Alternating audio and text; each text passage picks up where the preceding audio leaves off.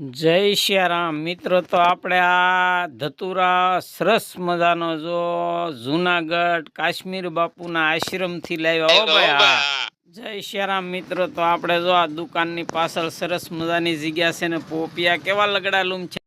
હા મિત્રો, તો લીંબુ એવા જ આવ્યા હો, લગડા લૂમ જોયો.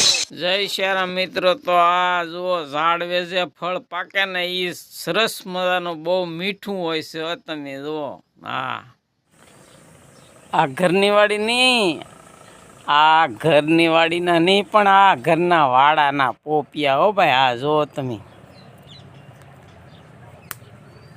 છે ને મસ્તીના સરસ મજાના. હાલો પોપિયું ખાવા, 2-3 શીરું મોકલાવું મારા વાલા.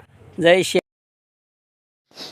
શ્યારામ મિત્રો, તો તમને આ ગુજરાતીમાં એક કહેવત છે, તમને ખબર ન હોય તો હું કહી દઉં છું. હા મિત્રો, એકલા ખાય અને ગાલ પીસોળા થાય. સૂતા કે જાગે? જાગો આજ.